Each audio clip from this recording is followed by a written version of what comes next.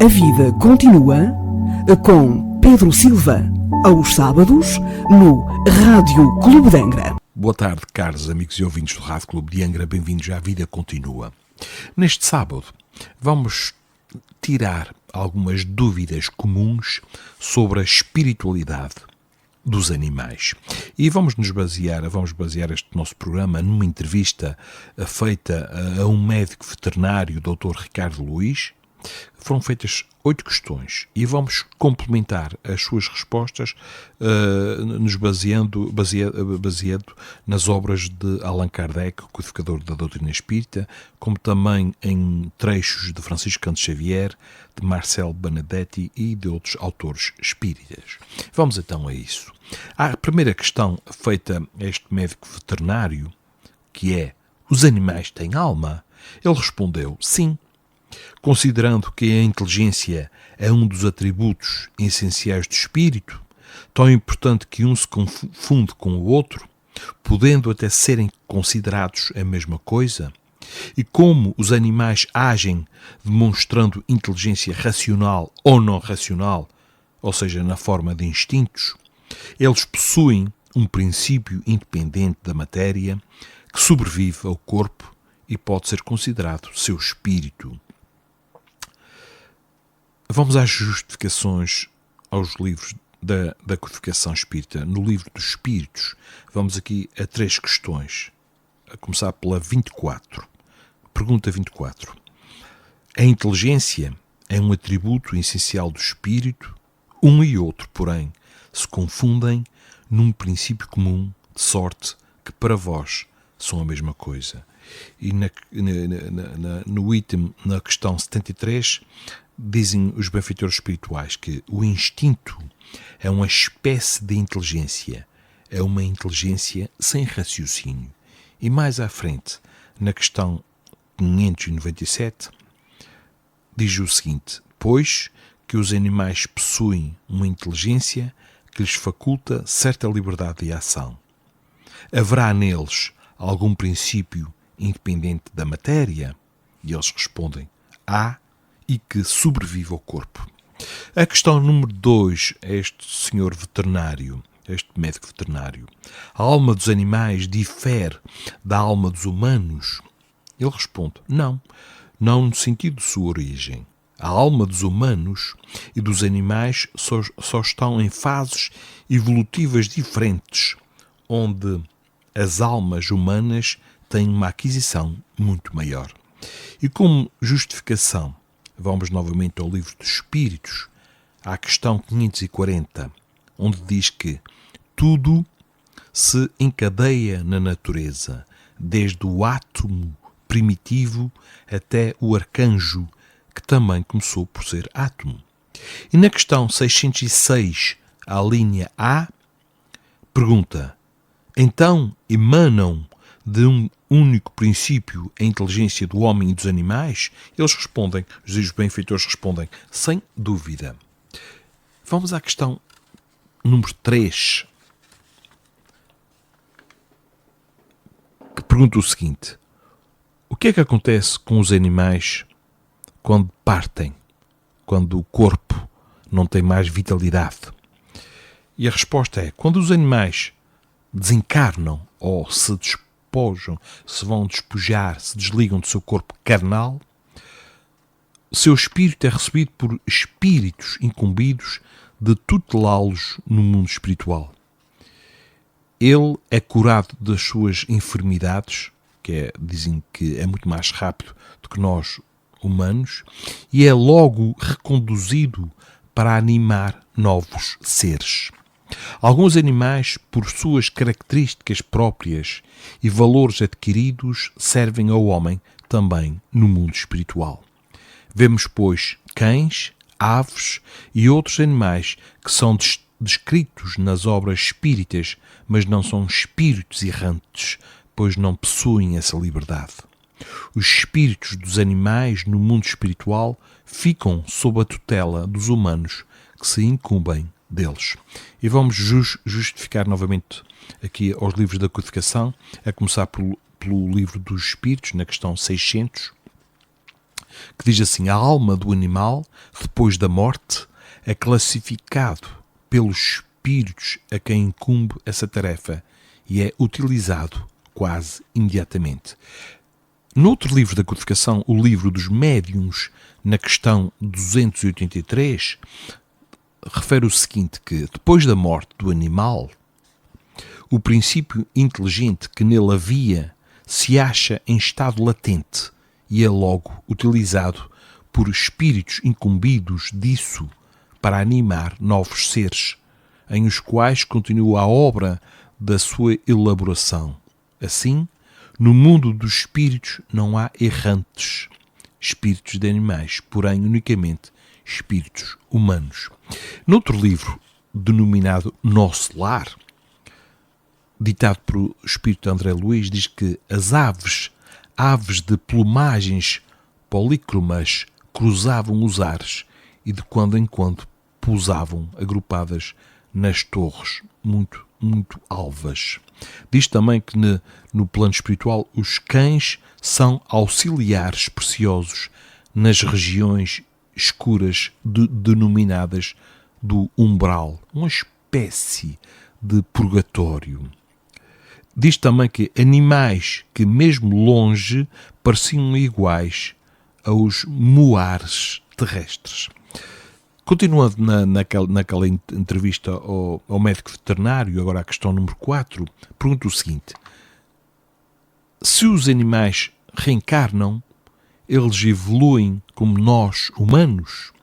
E ele responde que os animais evoluem, mas não como nós.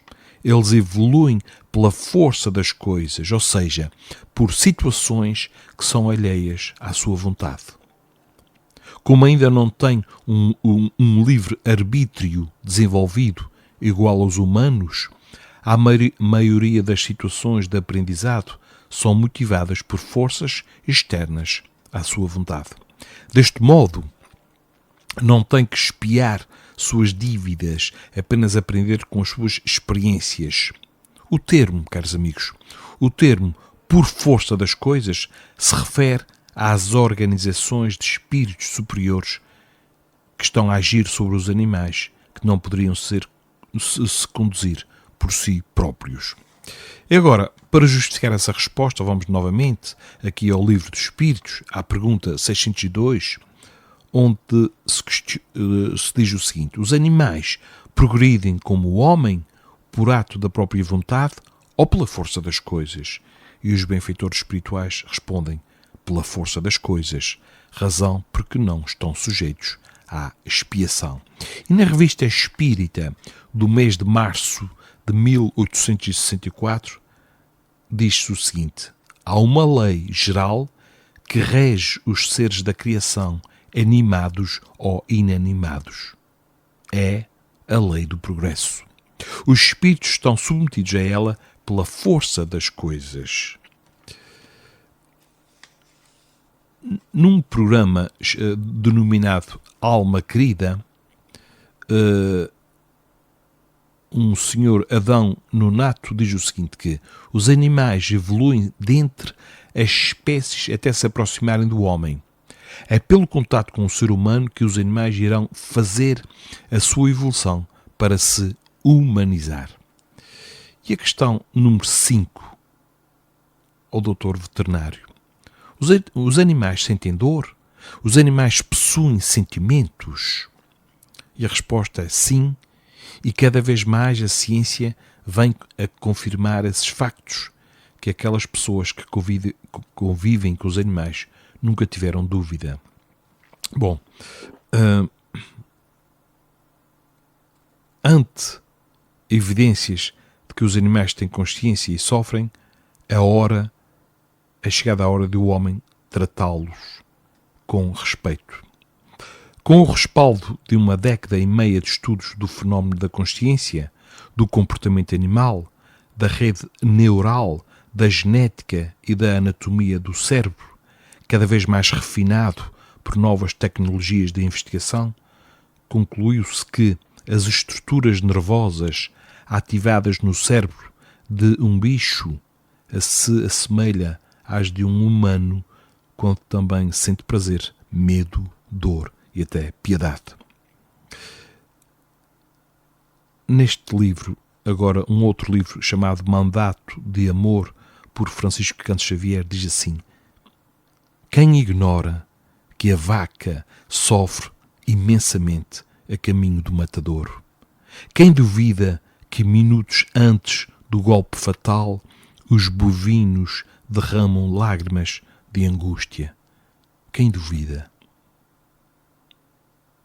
Os animais, assim como nós, possuem um sistema nervoso que serve para fornecer informações sobre o meio ambiente em que está. A dor, que é uma interpretação desse sistema corporal, serve para indicar a presença de perigo ou risco para a sua sobrevivência. Nesta época agora de tantos festejos na ilha, com estes foguetes que por vezes, na minha opinião, são em demasia, quantos animais não se assustam e se estão desamarrados ou se estão à solta, fogem e fogem para longe por causa do estrondo derivado à explosão. Vamos continuar nesta nossa conversa com o veterinário. Agora, na questão número 6, pergunta-se: porquê é que os animais sofrem tanto? E ele responde que os animais sofrem não para compensar ou resgatar os seus erros, pois o seu livre-arbítrio é muito restrito, mas sofrem para que a sua consciência se expanda e alcancem maior conhecimento. Como justificações, vamos aqui a este autor espírita de nome Leon Denis, quando diz que todos os seres têm de passar pelo sofrimento. Sua ação é benfazeja. O sofrimento é, de modo geral, como agente de desenvolvimento, condição de progresso. À medida, caros amigos, à medida que os espíritos na condição animal, por exemplo, expandem a sua consciência pela dor, expandem também a sua condição de desenvolver sentimentos relacionados ao amor ao próximo, tornando-os aptos a entrar em outra faixa evolutiva, que é a da humanidade. O Espírito Emmanuel diz o seguinte: nem sempre o sofrimento está atrelado ao resgate do passado, mas toda a vivência atrelada ao sofrimento leva ao aprendizado. Penúltima questão feita a este médico: como os animais reencarnam com certa rapidez, é possível que retornem para a mesma família, para aqueles que os adotaram? E a resposta é sim. E é até muito provável que durante o percurso da nossa vida carnal, que é bem mais longa que a maioria dos animais de estimação, que reencontremos amigos que desencarnaram e que se apresentam em novos corpos para continuarem seu aprendizado a nosso lado. Ou seja, eles voltam, aquele princípio inteligente volta para nós, animando outro animal. Se tivermos um gato, pode vir num cachorro ou vice-versa. Como justificações, temos aqui, em relação à espiritualidade dos animais, este senhor Marcel Benedetti diz o seguinte, que os animais, principalmente os domésticos, aprendem connosco, que somos, além de irmãos, os seus professores. Ou seja, os animais, quando olham para nós, veem, além de irmãos, uma espécie de professores. Durante o tempo em que permanecem connosco, passam por várias experiências e quando já for o suficiente, provavelmente, esse animal, depois de partir para o plano espiritual, esse princípio que o anima poderá então reencarnar noutra família, noutra localidade, onde aprenderá coisas que nós já não podemos oferecer. Mas a evolução é contínua. Mas, no geral, retornam várias vezes ao mesmo lar. Novamente, o Espírito Emmanuel diz assim, ao falar com Francisco Canto Xavier, diz assim, pergunta assim: Chico, pare e preste atenção neste cãozinho. é o Dom Pedrito que está a voltar para si. Portanto, um cão que ele tinha há uns anos atrás e que o cachorrinho que ele veio a adotar tinha, digamos, o mesmo princípio espiritual animal. A reencarnação pode favorecer o reencontro afetivo entre animais e homens para continuarem juntos o aprendizado de amor. E a última questão feita a este médico veterinário é se os animais evoluem, será que eles um dia se tornarão humanos? E ele responde que sim, como já foi comentado, a evolução se dá do átomo ao arcanjo. Assim, a alma passa por uma evolução constante, cada vez galgando um degrau mais elevado. Tudo depende do aprendizado e chegará uma hora na qual os animais irão ingressar no reino hominal, assim como o homem evoluindo se tornará um dia um arcanjo. E vamos justificar aqui com o livro A Gênese, também pertencente à codificação espírita, no qual Allan Kardec diz o seguinte, que todas as almas têm a mesma origem e são destinadas ao mesmo fim. A todos o Supremo Senhor proporciona os mesmos meios de progresso, a mesma luz, o mesmo amor. A alma dos animais segue uma lei progressiva como a alma humana e que o princípio inteligente de que são dotados. Finalmente, estes passarão um dia do reino animal para o reino hominal. Os animais evoluem dentre as espécies até se aproximarem do homem. É pelo contato com o ser humano que os animais irão fazer a sua evolução para se humanizar. Na Revista Espírita, março de 1860, diz que pode um animal aperfeiçoar-se a ponto de se tornar um espírito humano, isto para, digamos, enfatizar o que dissemos anteriormente. Ele pode, mas depois de passar por muitas existências animais, seja no nosso planeta terrestre, seja em outros planetas ou outros mundos. E vou terminar citando aqui uma passagem do livro Mandato de Amor, por Francisco Canto Xavier, que diz assim: nossos benfeitores espirituais nos esclarecem que é preciso que todos consideremos que os animais diversos a nos rodearem a existência de seres humanos em evolução no planeta Terra são nossos irmãos menores, desenvolvendo em si mesmo o próprio princípio inteligente. Eles, os animais, aspiram ser num futuro distante homens e mulheres inteligentes e livres. Assim sendo, nós podemos considerar-nos como irmãos mais velhos e o mais experimentado dos animais. Tudo isso se resume em graves responsabilidades para os seres humanos.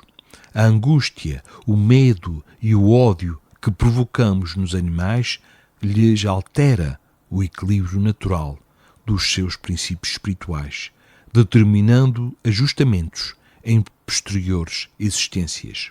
A responsabilidade, caros amigos e ouvintes, a responsabilidade maior recairá sempre nos desvios de nós mesmos, que não soubemos guiar os animais no caminho do amor e do progresso, seguindo a verdade de Deus.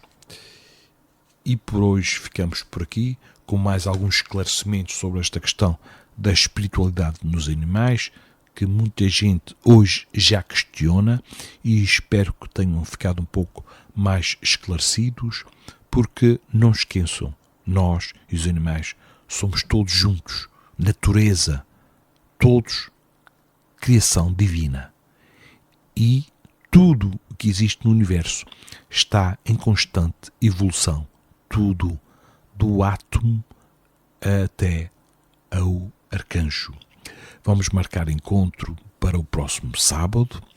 Desejo a todos uma excelente semana de trabalho, estudo, de convívio, de autoanálise, que é extremamente importante para nos chamar à responsabilidade dos nossos atos, e que estejamos cada vez mais conscientes daquilo que emitimos, dos nossos pensamentos, pois andamos muito distraídos. E quando andamos distraídos, a probabilidade de cairmos é muito maior. Vamos nos tornar mais conscientes, mais no presente, mais no aqui e no agora. Então, até ao próximo sábado. A vida continua com Pedro Silva, aos sábados, no Rádio Clube de Angra.